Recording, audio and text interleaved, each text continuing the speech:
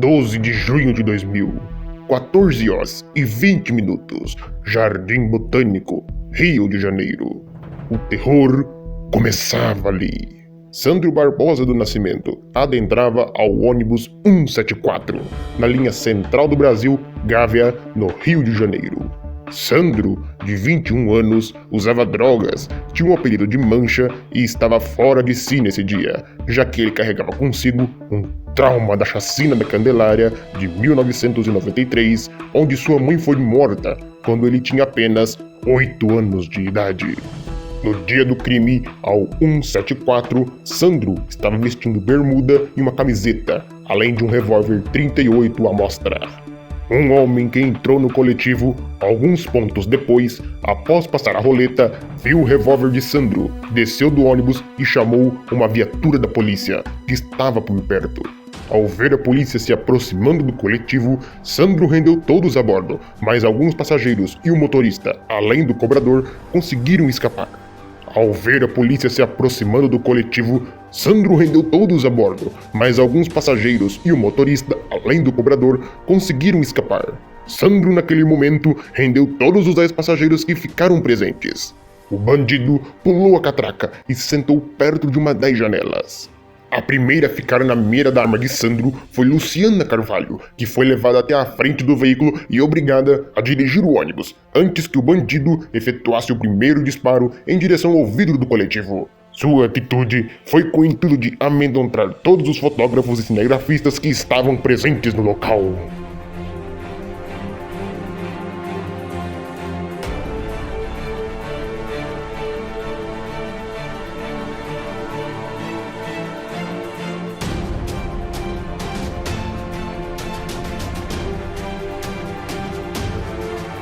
O primeiro refém a ser liberado foi o estudante de administração Williams de Moura, sobrando apenas mulheres no coletivo.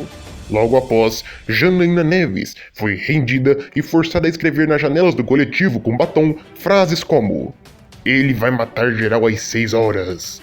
Ele tem pacto com o diabo." A mulher também sofreu um dos momentos de maior tensão de todo o crime, quando foi coberta com um lençol em sua cabeça e Sandro a disse que iria contar até 100, e que quando terminasse, iria matá-la. Quando acabou a contagem, Sandro fez com que ela se abaixasse e fingiu atirar na mulher para utilizar como ameaça para a polícia.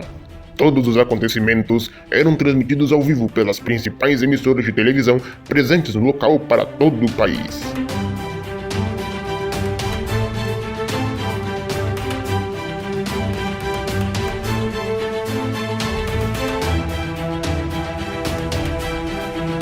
A presença da imprensa fez com que Barbosa utilizasse as câmeras para transmitir todas as suas ameaças e aterrorizasse cada vez mais todos que presenciavam a cena do crime.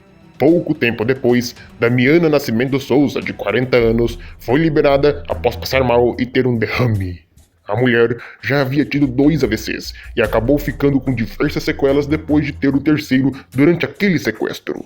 Toda a operação durou cerca de 5 horas e foi finalizada por volta das 7 da noite, após Sandro liberar todas as reféns, mas utilizando a professora de 21 anos, grávida de 2 meses, Geisa Firmino Gonçalves, como escudo. Quando ambos estavam do lado de fora do coletivo, um dos oficiais do BOPE atirou, mas acabou acertando na refém de raspão no queixo. Geisa recebeu ainda mais 2 tiros de Sandro na barriga. Infelizmente, a professora faleceu. O criminoso foi rendido e preso, sendo morto momentos depois dentro da viatura policial por asfixia. O caso do 174 mudou a abordagem e o jeito da polícia do Rio nesse tipo de caso. A perícia da época mostrou que o primeiro tiro que atingiu Geisa partiu da arma do policial Marcelo Oliveira dos Santos, um recém-formado agente do BOPE, até então com 27 anos. Os demais tiros, como informamos, Sandro atirou a queima-roupa contra a refém. Na época, a ordem superior era fazer qualquer coisa, menos atirar.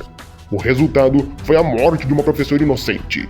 Os policiais do Camburão foram submetidos a júri popular e foram absolvidos por 4 votos a 3, sendo inocentados. Depois da tragédia de 2000, a linha 174 foi rebatizada para 158 e posteriormente Troncal 5. Em 2002, um episódio foi tema de um premiado documentário Ônibus 174 do diretor José Padilha, que 5 anos mais tarde dirigiria o longa-metragem Tropa de Elite. Em 2008, o caso ganhou outra releitura de ficção no cinema, Última Parada 174, de Bruno Barreto. Voltando ao caso do 174, apenas a avó compareceu ao enterro dele. Geisa Firmino Gonçalves foi enterrado em Fortaleza, no Ceará, e seu cortejo foi acompanhado por mais de 3.000 pessoas. O caso do 174 não foi o último de sequestrar ônibus no Rio. Em 9 de agosto de 2011, um ônibus que trafegava na Avenida Presidente Vargas, uma das principais vias do centro do Rio, com ao menos 20 passageiros, foi sequestrado por 4 criminosos armados com granadas e pistolas. A polícia militar trocou tiros com os sequestradores e ao menos 5 pessoas foram baleadas. Nenhuma delas morreu. Os disparos que atingiram as vítimas teriam sido efetuados pelos policiais. Recentemente, em 20 de agosto de 2019, um rapaz sequestrou um ônibus na ponte Rio-Niterói. Ninguém se feriu e o assaltante foi morto por um tiro de Spanier. O homem, identificado como William Augusto da Silva, de 20 anos, embarcou no último ponto e rendeu quem estava ali, após o posto da PRF com um revólver de brinquedo. O sequestrador desceu do coletivo e jogou um casaco para os policiais. Quando ia subir a escada para reembarcar, foi baleado. 6 tiros foram disparados e não foi informado quantos acertaram William. O caso do 174 ficou marcado na história da cidade do Rio de Janeiro e na história do Brasil.